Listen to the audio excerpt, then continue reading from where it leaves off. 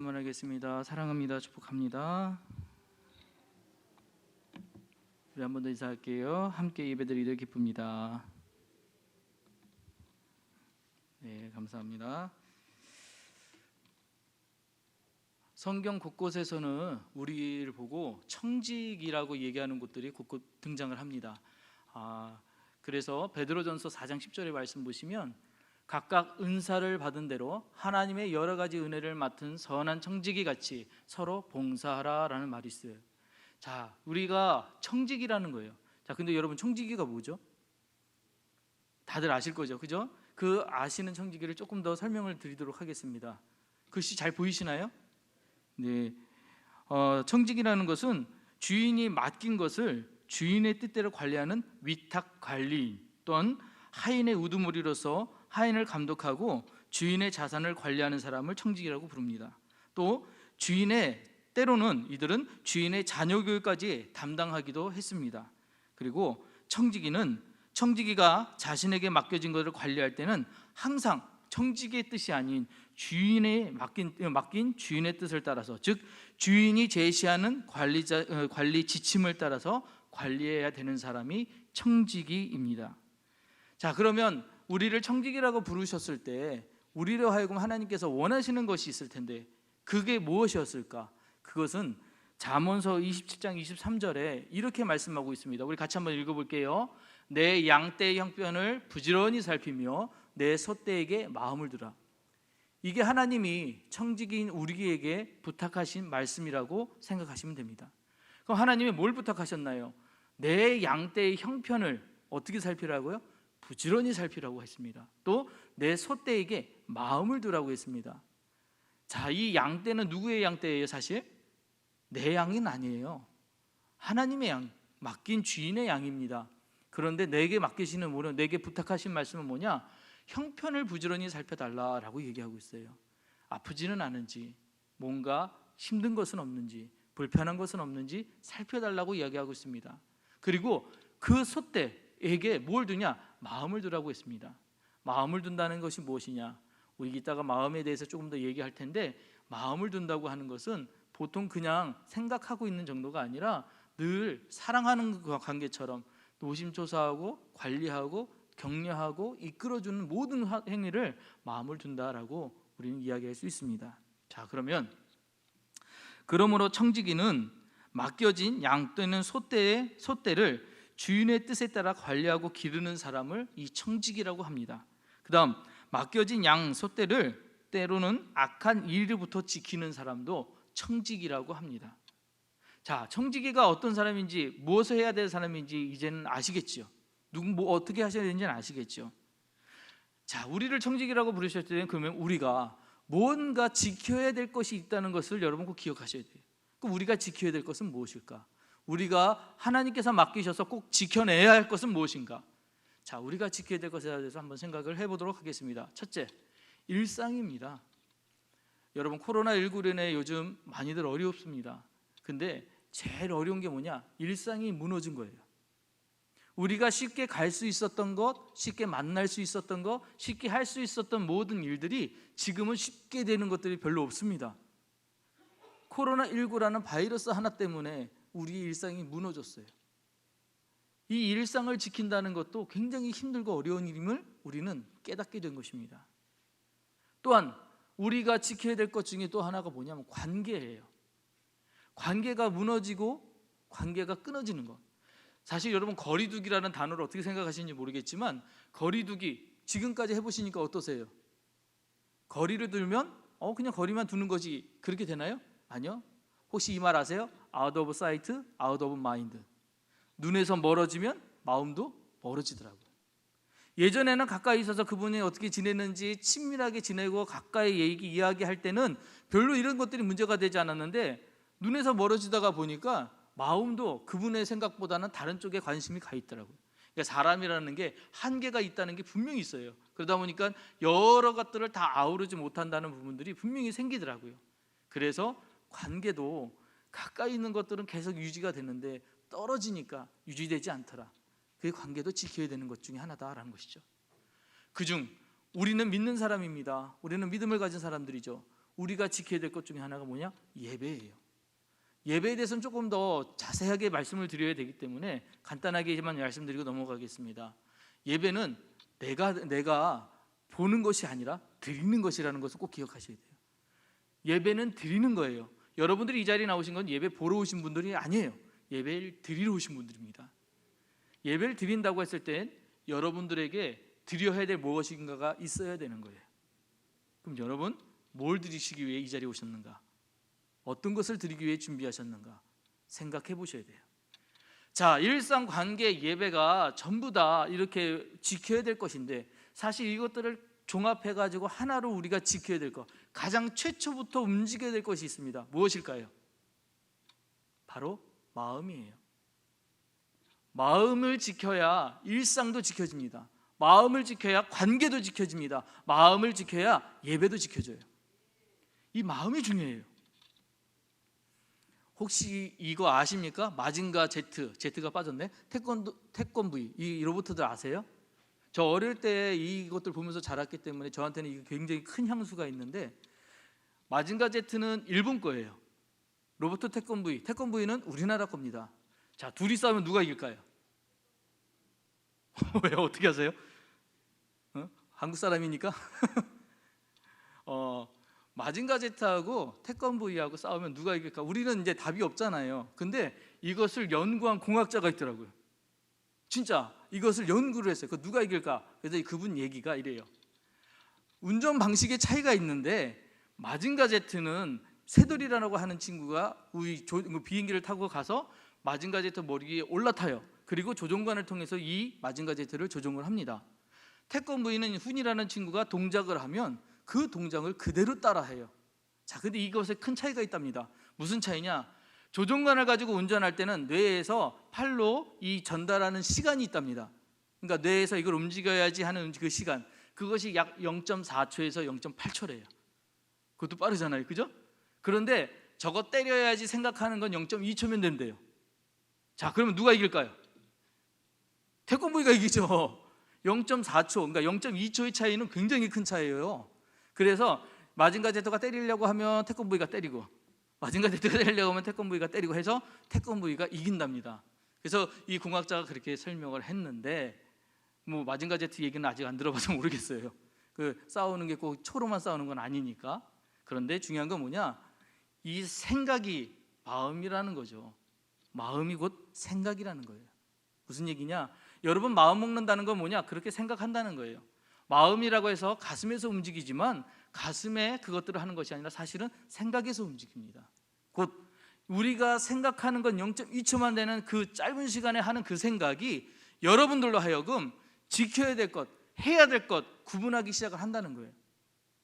무엇이 중요한지, 무엇을 해야 하는지, 무엇 때문에 살아야 하는지를 생각하는 그 순간부터 우리는 바로 움직이기 시작한다는 것이죠. 그래서 오늘 본문 말씀에 이런 말씀을 하셨습니다.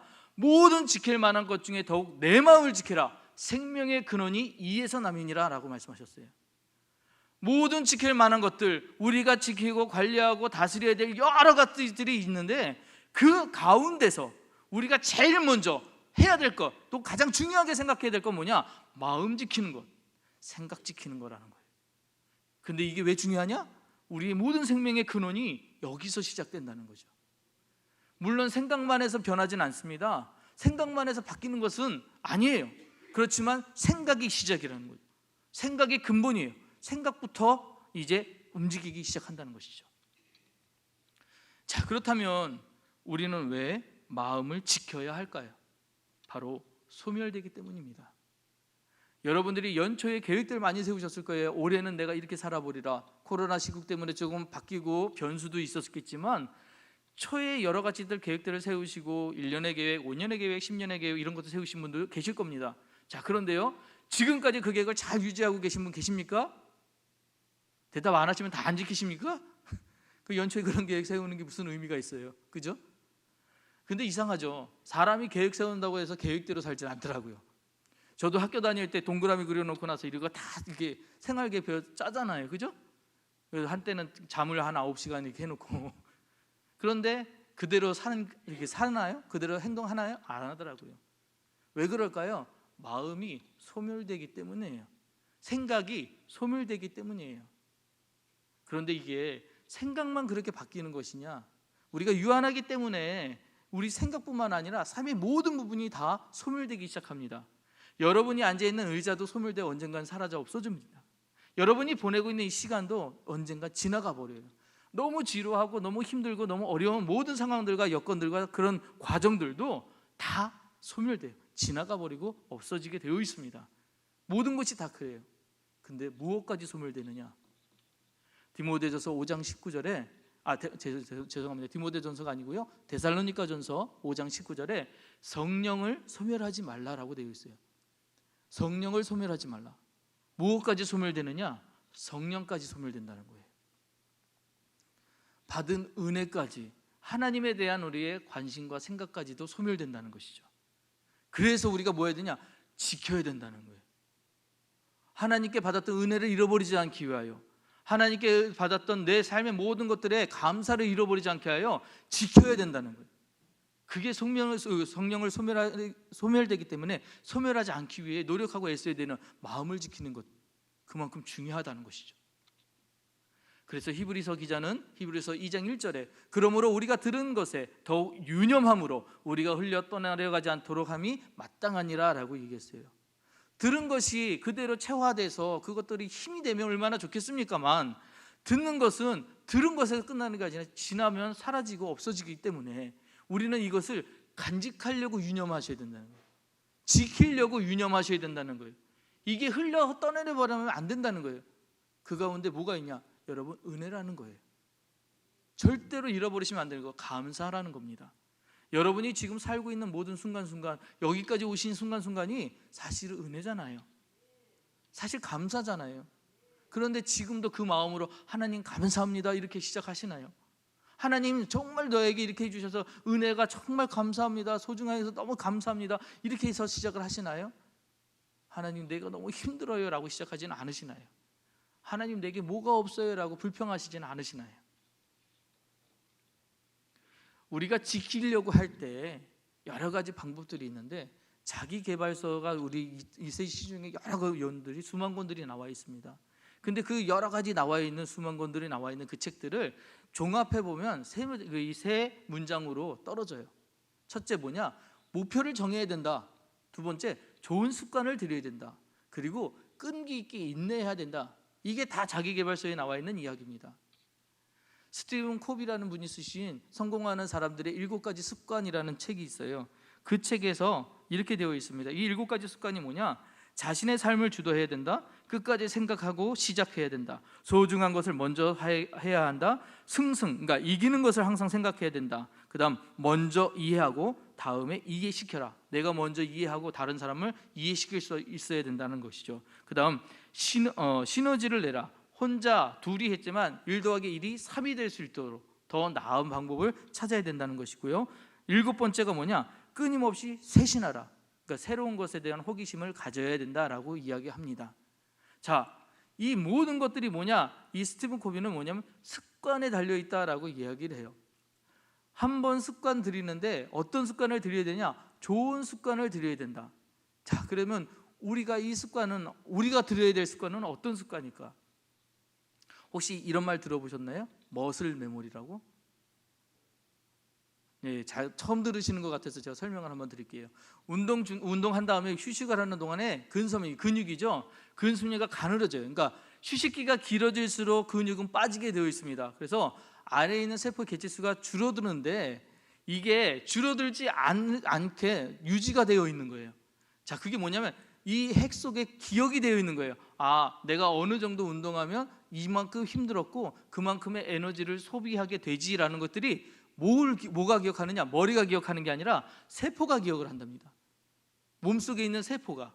그래서 머슬 메모리가 뭐냐면 한참 운동을 안 해서 몸에 있는 근육이 빠졌는데 빠진 채로 그대로 있는 것이 아니라 다시 운동을 하면 예전에 그 기억을 해가지고 어느 정도 운동을 하면 이 정도 나왔지 해가지고 근육을 펌핑을 시키고 강하게 만드는 것이 머슬 메모리라고 해요. 지금 제가 설명드리는 게 조금 어렵죠? 간단하게 얘기하면 이렇습니다. 여러분들 좋은 습관을 몸으로 체화하는 거, 생각해서 좋은 일 해야지, 이거 해야지, 여러분들 영양제 드시나요? 안 드세요? 다들 건강하시군요. 영양제를 먹어야 되는데 그게 참 귀찮아요. 아침에 뭐 먹어야 되고 점심에 뭐 먹어야 되고 저녁에 이런 것들 있잖아요. 그죠? 그런데 이거를 아침에 뭐 먹어야지 기억하고 먹으면 잘 까먹잖아요. 그런데 이게 머슬 메모리라고 해서 몸으로 체화시키는 거예요. 이 시간쯤 되면 내가 어디를 나가서 뭘 만지고 그 다음에 그 어느 지역으로 간다라는 것들은 장소 이동처럼 이렇게 기억을 하게 만들어 놓으면 습관적으로 그곳에 가면서 이제 약 먹는 시간인 것들을 이렇게 체화하면서 몸으로 익힌다는 거죠. 그게 머슬 메모리예요.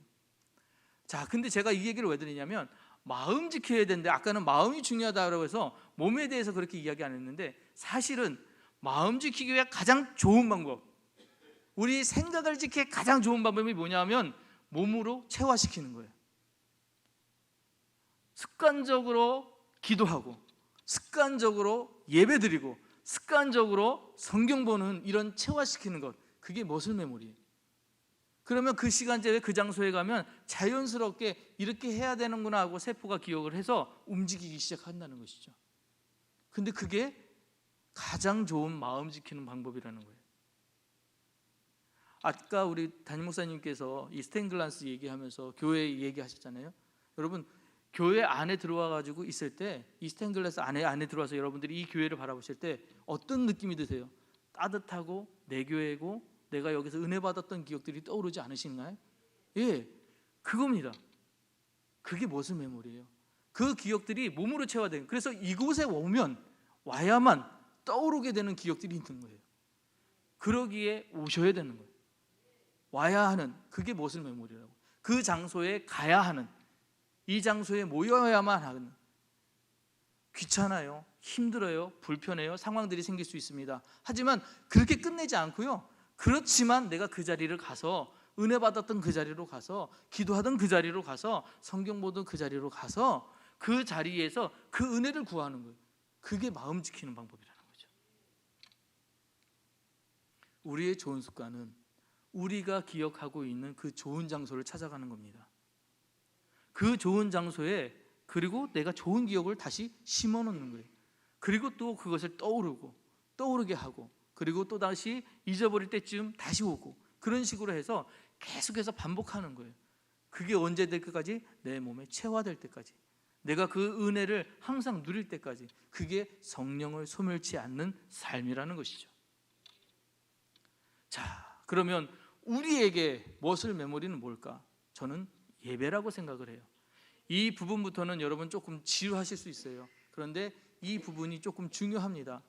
히브리어로 예배는 아바드라는 뜻이 있어요. 여러 가지 이제 단어들이 나옵니다. 아바드라는 뜻은 봉사, 섬김이라는 거예요. 그 여러분 예배하면 떠오르는 게 뭐냐? 아바드 했을 때는 내가 섬기러 가는 거구나, 이렇게 생각하시면 돼요. 그 다음에 히브리어로 사하라는 단어도 예배입니다. 근데 이 사하의 뜻은 엎드리다, 굴복하다라는 뜻이에요. 헬라어로 이 예배는 프로스키네오라고 하는데, 프로스는 누구누구에게, 키네오는 입맞추다라는 뜻입니다. 곧 예배는 누구에게 가서 입을 맞추는데 누굴까요? 예, 주님에게 나와 내 입을 맞추는데, 이 행위가 뭐냐? 종이 주인의 주인을 경배하고 높이는 그 행위가 그 발 아래 무릎을 꿇고 입을 맞추는 행위거든요. 그러니까 종으로서 주인을 섬기겠다라는 뜻이 프로스키네오라는 뜻입니다. 라트레이아라는 것은 종으로서 섬기다라는 뜻이고, 이 라트레이아에서 또 나온 것이 뭐냐? 레이투르기아라는데, 이거는 의식적으로 예식으로 만들어서 우리가 성례전을 하잖아요. 이런 의식전을 만들어서 이 행동을 통해서 예배를 드리는 거, 이것도 예배예요. 자, 근데 이 모든 것들을 종합을 해서 지금 우리가 드리는 가장 예배를 종합적으로 얘기하면 뭐는 워십입니다. 워십. 영어로 나온 이 워십이 뭐냐면, 이 워십은 가치 있는 것들을 드린다라는 거예요. 가치 있는 것들을 드린다. 곧 예배가 뭐냐? 여러분들이 가지고 있는 가장 가치 있는 것을, 그걸 받을 만한 분에게 드리는 것이 예배라는 것이에요. 제가 이 예배 초두에 여쭤봤잖아요. 여러분들이 이 예배에 무엇을 드리겠냐고. 예배에 무엇을 드리러 오는 것입니다. 그럼 여러분들이 이 예배에 무엇을 드리러 올까요? 하나님이 소만한 소가 없어서 소를 원하실까요? 양이 없어서 양을 원하실까요? 비둘기가 없어 비둘기 원하실까요? 그거보다 약해서 소재는 가루를 원하실까요? 하나님은 부족한 것이 없으십니다. 그것은 그 사람의 죄에 대한 제물이었습니다. 그런데 하나님이 원하시는 것은 그것이 아니에요. 뭘까요? 그것을 드리는 그 사람의 마음이죠.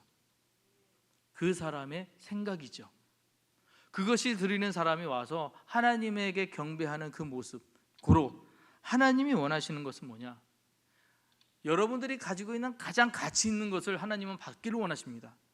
여러분들이 갖고 계신 가장 가치 있는 것, 자, 그게 뭐냐? 그것이 무엇일까? 바로 여러분들이 은혜를 아는 거예요. 여러분들이 내가 은혜 받았어라는 것을 아는 것, 그리고 여러분들이 그 감사를 하나님은 원하신다는 것이에요.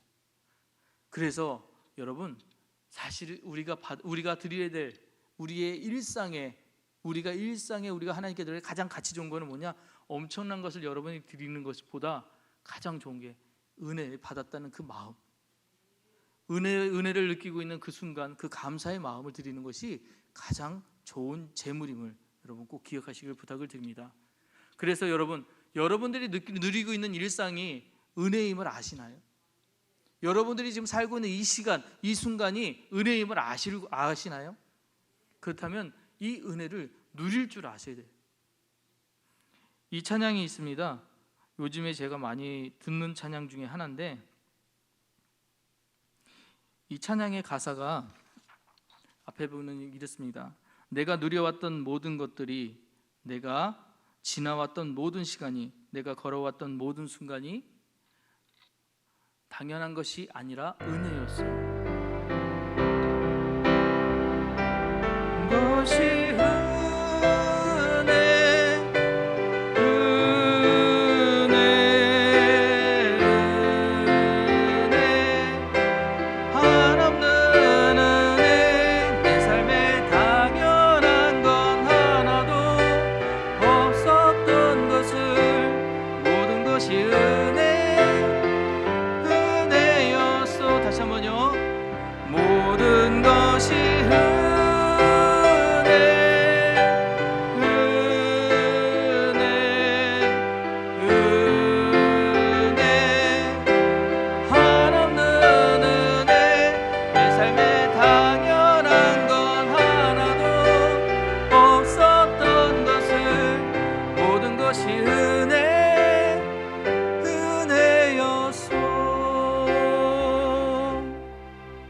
아멘.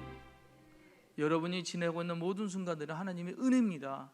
우리는 이 시간에 은혜를 누릴 줄 아셔야 돼요. 하나님, 지금 이 순간에 내가 여기 있음을 감사합니다. 내가 기도할 수 있음을 감사합니다. 예배 드릴 수 있음을 감사합니다. 사실 제가 이 설교를 준비하게 된 이유가요, 새벽에 차량 운행을 하는데 이 운행을 하다가 보면 나와야 될 자리에 나오셔야 될 권사님들, 집사님들이 안 보이실 때가 있어요. 그럼 마음이 철렁해요.